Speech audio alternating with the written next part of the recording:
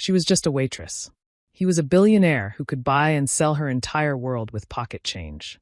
When he insulted her in a foreign language, thinking she was too stupid to understand, he made the biggest mistake of his life.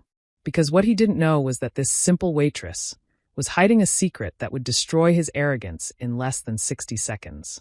This is the true story of how one perfect sentence, spoken in flawless Japanese, turned a powerful man's world completely upside down.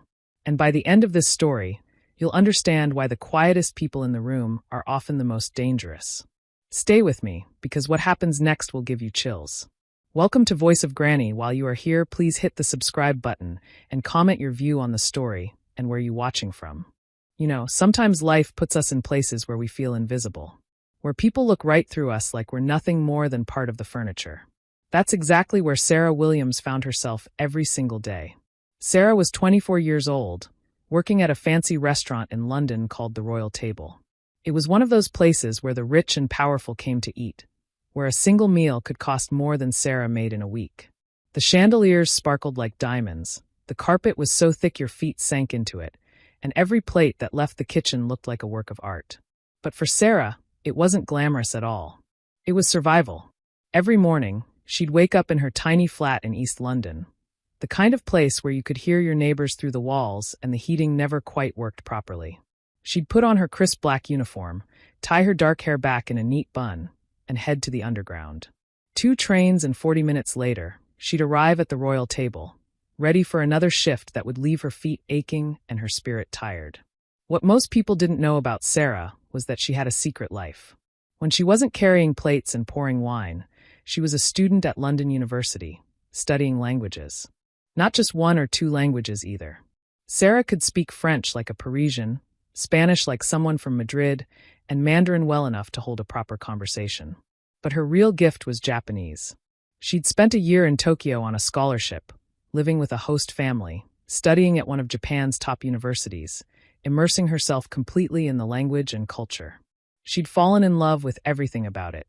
The way the language could be so polite and formal, or warm and friendly, depending on how you used it. The subtle ways people communicated respect and emotion through their words. She'd written her entire university thesis on it. But none of that mattered at the Royal Table. There, she was just another waitress. Just another pair of hands to serve the wealthy people who never really looked at her face. Her manager, Mr. Peterson, was a nervous, sweaty man who cared more about impressing rich customers than treating his staff like human beings. He'd panic at the smallest thing, a fork in the wrong place, a napkin folded incorrectly, and he'd take it out on whoever was nearby. Sarah had learned to keep her head down and stay out of his way. Then there was Victoria.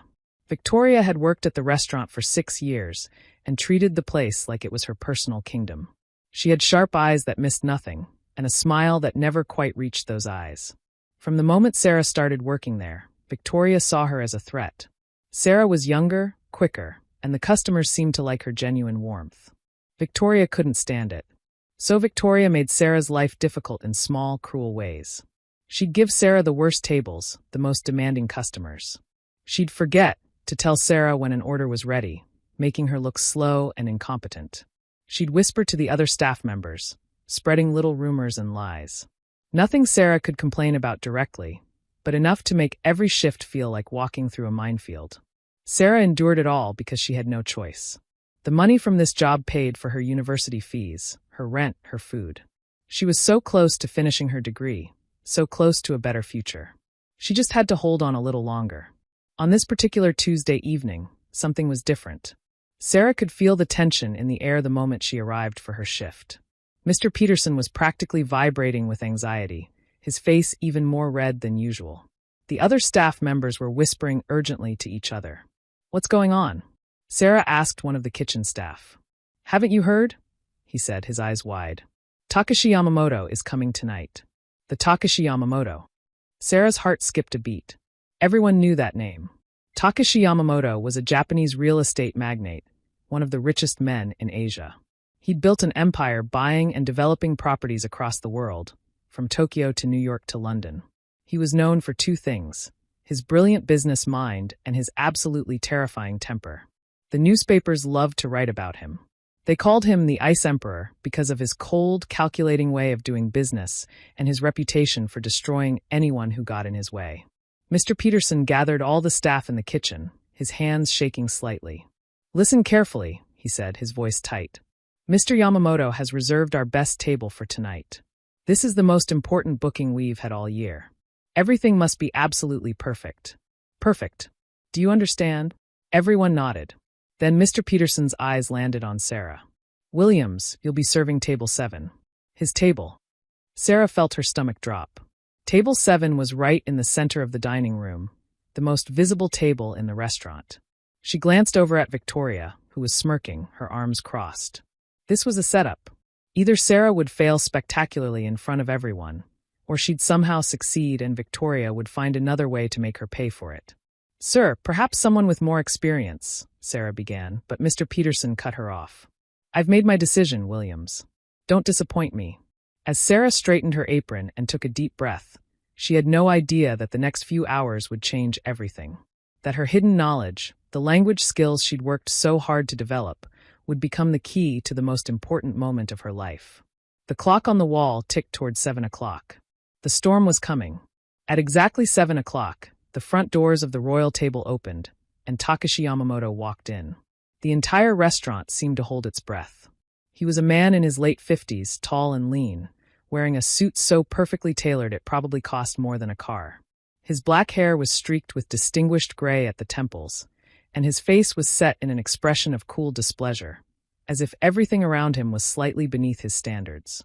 But it was his eyes that really got your attention, dark and sharp, like a hawk searching for prey. He wasn't alone. 2 younger men flanked him, both Japanese, both wearing expensive suits that didn't quite match the quality of their bosses. They looked nervous, their shoulders tight, their smiles forced.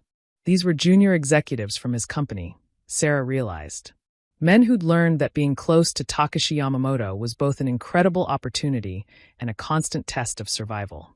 Mr. Peterson practically ran to greet them, bowing so deeply Sarah thought he might fall over. "Mr. Yamamoto, welcome, welcome. What an absolute honor to have you dining with us this evening."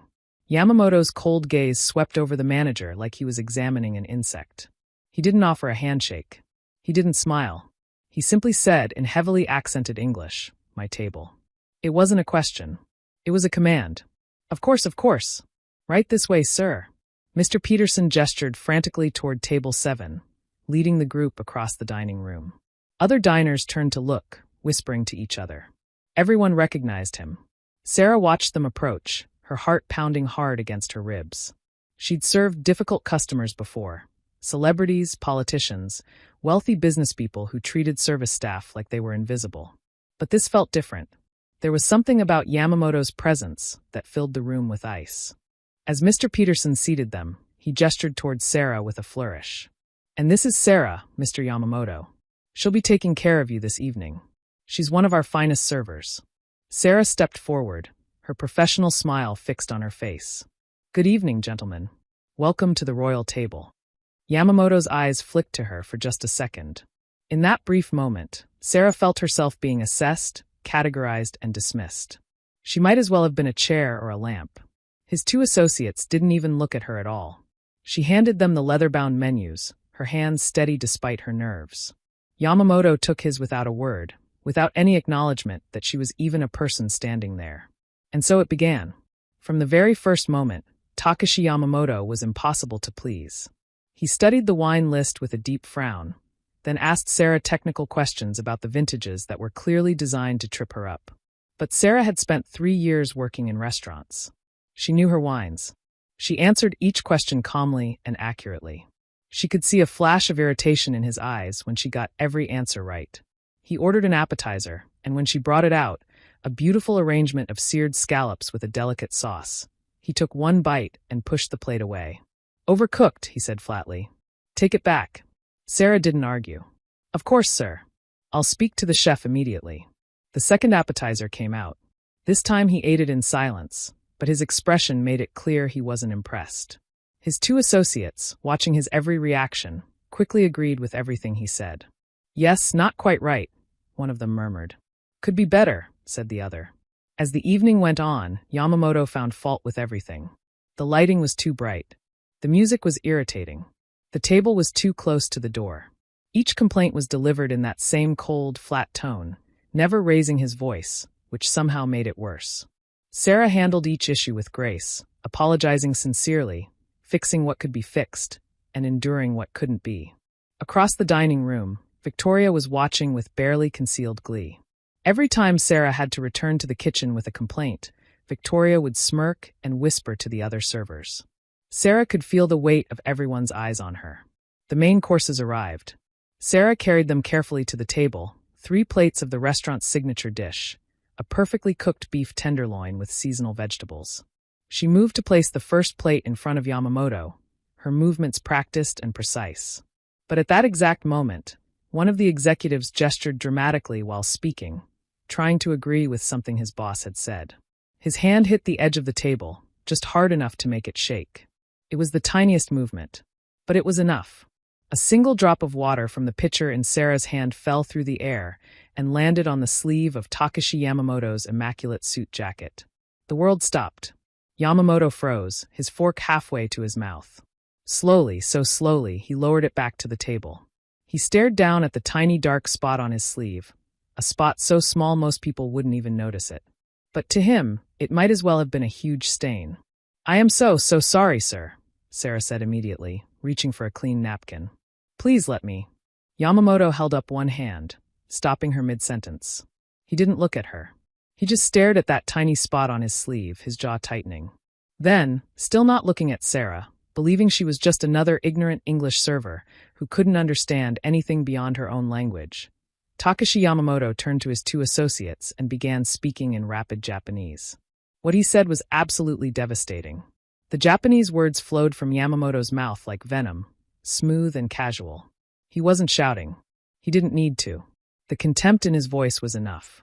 If you translated what he said into English, it would go something like this. "Look at this clumsy girl. They hire these people based on their looks and call it service. She probably has the intelligence of a child. All she's good for is standing there looking pretty. Completely useless." His 2 executives immediately laughed, nervous, eager to please laughs. They were performing for their boss, showing him they agreed, that they were on his side. They looked at Sarah with pity and disdain, comfortable in their secret language, confident that she had no idea what had just been said about her. But they were wrong. Sarah understood every single word. Every hateful syllable landed in her mind with perfect, crystal clarity. The formal Japanese structure, the specific words he'd chosen to demean her, the casual cruelty of a powerful man who thought himself untouchable. She understood not just the words, but the deep disrespect behind them, the way he'd reduced her to nothing more than a decoration, an object without thoughts or feelings. For a long moment, Sarah just stood there, the water pitcher still in her hand. To everyone watching, Mr. Peterson hovering nearby, Victoria watching from across the room, the other diners trying not to stare, it just looked like a waitress standing quietly by while customers spoke in a foreign language. But inside Sarah, something was breaking. Or maybe something was finally breaking free. She thought about every time someone had looked through her like she wasn't there. Every condescending comment from Victoria. Every moment she'd had to smile and nod while being treated as less than human. Every shift where her aching feet and tired mind were just the price she paid to chase her dreams. She thought about the year she'd spent in Tokyo, living with the Tanaka family who'd welcomed her like a daughter. Learning not just the language, but the culture, the respect, the deep appreciation for courtesy and dignity that was woven into every interaction. She'd fallen in love with Japan, with its beauty and depth. And here was this man, using her beloved language as a weapon, turning it into something ugly. The professional smile faded from Sarah's face. Her spine straightened. It was a subtle shift, but it changed everything about her posture. She was no longer a deferential server. She was a woman who'd had enough. She carefully placed the water pitcher on the side table.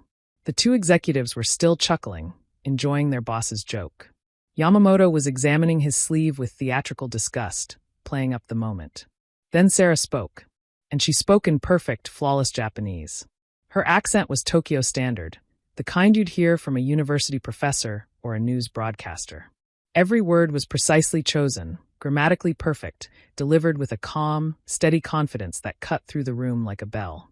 In English, what she said was this: Sir, your assumption that my profession reflects my intelligence is as flawed as your understanding of basic human respect. Perhaps someone of your business success should have learned by now that wisdom and worth are not determined by the job someone does, but by the character they show. Clearly, that is a lesson you have failed to learn. She paused, letting the words sink in, then continued. And if we are discussing competence, I should point out that you used the wrong honorific level when addressing your colleagues earlier. For business associates of equal standing, the respectful form would be more appropriate. But then, perhaps accuracy is less important to you than the sound of your own voice. The effect was instantaneous and absolute. Takashi Yamamoto's face went completely white. His mouth actually fell open, his eyes going wide with shock. For the first time all evening, maybe for the first time in years, he was speechless. This was a man who commanded boardrooms full of powerful executives, who'd built a business empire through sheer force of will, who was used to controlling every situation he entered. And a waitress had just intellectually dismantled him in his own language. The two junior executives looked like they'd seen a ghost. Their faces went pale, then red, then pale again. They stared at Sarah, then at their boss, then back at Sarah, their minds unable to process what had just happened. They'd laughed at her. They'd been complicit in mocking her. And she'd understood every word. From across the dining room, Victoria's wine glass slipped from her fingers, catching it just before it fell. Her mouth hung open in shock. Mr. Peterson, who'd been approaching the table to check on things, stopped dead in his tracks. He didn't understand Japanese, but he understood body language. He understood that something massive had just happened, that the power dynamic had just shifted in a way he couldn't comprehend. Other diners at nearby tables had stopped eating, sensing the tension, watching this extraordinary moment unfold. The silence stretched out, thick and heavy. Sarah stood there, her head high, her gaze steady and unwavering. She'd said what needed to be said. She defended her dignity in the language of the man who'd tried to steal it from her. Yamamoto's shock was slowly transforming into something else. The color was returning to his face, but it wasn't the pale coldness from before. There was a flush creeping up his neck, a mixture of embarrassment and something that looked almost like respect? He opened his mouth, closed it, then opened it again. When he finally spoke, his voice was rough, uncertain. He spoke in Japanese, the language of their confrontation. "Who are you?" he asked. It was the same question, in any language. But this time, it wasn't dismissive. It was genuine. He was truly asking, who is this person who'd just shattered his assumptions about the world? Sarah met Takashi Yamamoto's gaze without flinching. She responded in the same flawless Japanese, her voice calm and measured. "My name is Sarah Williams. I am your server this evening." The simplicity of her answer was powerful. She wasn't apologizing. She wasn't backing down. She was stating a fact, claiming her identity, refusing to let him define her by his expectations. Yamamoto leaned back in his chair, studying her with completely new eyes. The arrogance was gone, replaced by intense curiosity. "That is not what I asked," he said, still in Japanese. "Where did you learn to speak like this?" Sarah took a quiet breath before answering. "I spent a year in Tokyo on a full academic scholarship, studying at Waseda University. I lived with a host family in Setagaya. My research focused on the social linguistics of honorific speech patterns in modern Japanese society." She watched his face as she spoke. Waseda University was one of Japan's most prestigious institutions. The detail about honorifics was pointed. She was reminding him that she'd noticed his mistake, that she wasn't just fluent, she was educated in the deep structures of his language. Yamamoto's expression shifted again. There was something in his eyes now that looked almost like pain. Shame, perhaps, or the uncomfortable recognition of his own cruelty being reflected back at him. One of his executives, the younger one, cleared his throat and tried to smooth things over, speaking in Japanese. "Sir, perhaps we should just continue with the—" "Be quiet," Yamamoto snapped, cutting him off. Then he said something that made the young man's face go red with humiliation. "You laugh like a fool at my joke. You are just as guilty of disrespect as I am. Perhaps more, because you should have known better." The executive shrank back in his seat, thoroughly chastised. The other associate stared down at his plate, clearly wishing he could disappear. Mr. Peterson, unable to stand the confusion any longer, hurried over. "Is everything all right? Miss Williams, if there's a problem." "Everything is fine, Mr. Peterson," Sarah said quietly, switching back to English. "We were just discussing the menu." But Peterson could see it wasn't fine. The whole atmosphere had changed. He looked between Sarah and Yamamoto, completely lost. Perhaps I should assign another server. No, Yamamoto said sharply in English, his accent heavy. She stays. Peterson backed away, confused and frightened, leaving them in their strange standoff. Yamamoto continued to study Sarah, and she could see his mind working, calculating.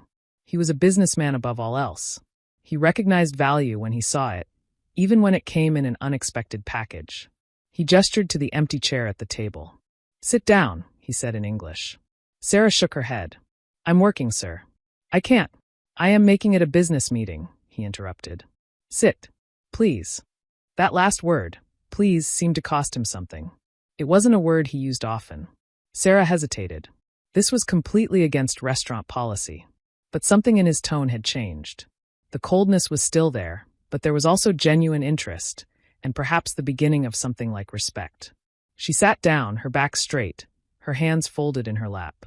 Across the dining room, she could feel Victoria's furious stare burning into her back. Yamamoto switched back to Japanese, speaking more carefully now, more respectfully. My company is expanding in Europe. We are buying properties, developing them, working with local businesses. It is complicated work. Cultural differences cause problems. Misunderstandings cost money and time. He paused, choosing his words. I have translators. I have many translators. But they translate words only. They do not translate meaning. They do not understand the space between what people say and what they actually mean. Sarah listened, beginning to understand where this was going. I need someone who can do more than translate, Yamamoto continued. Someone who understands culture deeply. Someone who can tell me when a British business partner says, that's interesting, but really means absolutely not. Someone who can help my Japanese team understand why their direct communication style offends Europeans. Someone who can bridge the gap. He looked directly at her. Someone like you. Then he switched to English, perhaps to make sure there was no misunderstanding. I am offering you a position with my company. You would work with my international development team. 6 months in London, then 6 months in Tokyo. The salary would be £60,000 per year, plus housing assistance. Sarah felt the air leave her lungs. £60,000. That was more money than she'd ever imagined earning, especially straight out of university. It was freedom from debt, from struggling, from counting every penny. It was the kind of opportunity people dreamed about. But it was being offered by the man who, just minutes ago, had called her useless and stupid. Why? She asked simply in Japanese. Why would you offer this to me after what you said? For the first time, Yamamoto looked uncomfortable. He glanced down at his hands, then back at her. When he spoke, his voice was quieter, less certain. Because you did something no one in my company does. You told me the truth. You showed me my mistake. Everyone who works for me is afraid. They tell me what I want to hear. They laugh at my jokes even when they are not funny. They never challenge me. He gestured to his 2 associates, who were staring at their plates. Look at them. They will go back to the office and tell everyone how brilliant I was tonight. They will never mention that I made a fool of myself. This is how empires fall, when no one tells the emperor he is wrong. He leaned forward slightly. You are not afraid of me. That is rare. That is valuable. More valuable than 100 yes men. Sarah sat there in that expensive restaurant, her heart racing, her mind spinning with possibilities and doubts. £60,000. A real career. The chance to use everything she'd learned, everything she'd worked so hard for. But at what cost? I need time to think about this, she said quietly in English. Yamamoto nodded slowly. There was respect in that nod. He'd expected her to jump at the offer, and the fact that she hadn't impressed him even more. He reached into his jacket pocket and pulled out a business card, sleek and minimal. He wrote something on the back. Come to my office tomorrow morning at 9. This is the address. We will discuss the details. He paused, then added, And Miss Williams? Do not be late. With that, he stood up. His 2 associates scrambled to their feet as well, eager to escape. Yamamoto pulled out several large bills and placed them on the table. Far more than enough to cover the meal and a generous tip. He looked at Sarah one last time, and there might have been the ghost of a smile at the corner of his mouth. Then he was gone, striding out of the restaurant with his entourage trailing behind him. Sarah sat there for a moment longer, the business card heavy in her hand. The dining room was completely silent. Every eye was on her. Mr. Peterson rushed over, his face purple with confusion and anger. Williams, what on earth was that about? You sat at a customer's table. I quit, Sarah said simply, standing up. The words came out before she'd even fully decided to say them, but once they were out, she knew they were right. I'm giving you my notice. Effective immediately. Peterson sputtered. You can't just. But Sarah was already walking away, heading toward the staff room to collect her things. Behind her, she could hear Victoria's voice, sharp and venomous. She probably offered him something, that's what happened. That's the only way someone like her could. Sarah didn't turn around. She didn't need to. Let Victoria think what she wanted. None of it mattered anymore. That night, Sarah barely slept. She lay in her small flat, staring at the ceiling, the business card on her nightstand. Her mind wouldn't stop spinning. Could she work for him? For a man who'd said such terrible things about her? Would accepting his offer mean accepting that his behavior was okay? Would she be betraying herself, selling out for money? But another voice in her head argued back. The money wasn't just for her. It would help her mom, who'd worked 2 jobs for years to help Sarah get through school. It would mean Sarah could finally pay off her student loans. It would mean security, opportunity, a real future. And maybe, just maybe, working for Yamamoto wouldn't be selling out. Maybe it would be something else entirely. Maybe she could be a voice of honesty in his world of yes men. Maybe she could help him see people differently, treat people better. Maybe she could make a real difference. She thought about her year in Tokyo, about the Tanaka family who'd shown her such kindness, about how much she'd loved the culture, the language, the way of thinking. This job would let her bridge 2 worlds she cared about deeply. As dawn broke over London, Sarah made her decision. She showered, dressed in the most professional outfit she owned, a simple navy dress and blazer she'd bought secondhand, and made her way across the city. The Yamamoto Property Group headquarters was a tower of steel and glass in Canary Wharf, impressive and intimidating. Sarah walked through the gleaming lobby, gave her name to the receptionist, and was whisked up to the top floor in an elevator that moved so fast her ears popped. Yamamoto's office was enormous, with floor-to-ceiling windows overlooking the Thames. He was standing by the window when she entered, his back to her. He didn't turn around immediately. You came, he said in Japanese. I did, Sarah replied in the same language. But I have conditions. Now he turned, one eyebrow raised. Conditions? Sarah stood tall, channeling every bit of courage she had. First, I will never accept being spoken to disrespectfully. Not in English, not in Japanese, not in any language. I'm happy to receive professional feedback, but I will not tolerate being demeaned. Yamamoto's face was unreadable. She continued. Second, I'm finishing my degree. I need some flexibility in my schedule for the next few months to complete my coursework. My work for you won't suffer, but my education is important to me. And third, she said, the housing assistance you mentioned. I'd like part of it to be used differently. I want you to create a scholarship fund for language students at London University. Students who want to study abroad but can't afford it. Call it the Yamamoto Cultural Exchange Scholarship. She held her breath. She'd asked for the impossible, demanding respect from a man known for his harshness, and asking him to spend money on something that had no business value whatsoever. The silence stretched out painfully. Then, slowly, Takashi Yamamoto began to smile. It was a real smile, not the cold smirk from the night before, but something genuine and warm. Miss Williams, he said in English, you are even more formidable than I thought. He walked to his desk and pulled out a folder. I accept your conditions. All of them. The scholarship is actually a good idea, good publicity for the company. He pushed the folder toward her. This is your contract. Read it carefully. Take it to a lawyer if you wish. If you are satisfied, sign it and start on Monday. Sarah took the folder with shaking hands. She'd done it. She'd walked into the lion's den and not only survived, but came out with exactly what she wanted. As she turned to leave, Yamamoto spoke again, this time in careful, respectful Japanese. Miss Williams? Thank you. For last night. For showing me what I had become. I needed that wake-up call. Sarah looked back at him and saw something she hadn't expected to see. Humility. We all need reminders sometimes, she said gently. About what really matters. About treating people with dignity. 3 years later, Sarah wasn't just surviving anymore.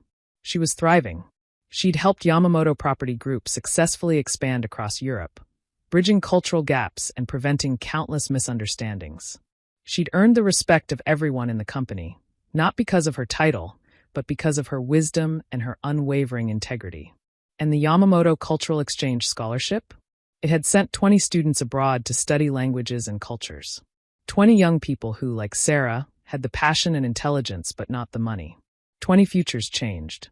As for Yamamoto himself, he was still tough and demanding. But he was different too. More thoughtful. More aware of how his words affected people. He'd learned that real strength isn't about making others feel small. It's about lifting people up. Sarah's story reminds us of something powerful. Your worth is not defined by your job title or your uniform or what other people think of you. Your worth comes from who you are inside. Your knowledge, your dignity, your courage to speak truth even when it's frightening. Sometimes the people who seem the most powerful are actually the most fragile. And sometimes the people who seem powerless have a strength that can change everything. One moment of courage, one perfect response at exactly the right time, can open doors you never imagined possible. Sarah didn't just defend herself that night at the royal table. She changed the course of her entire life. She proved that true power doesn't come from money or status.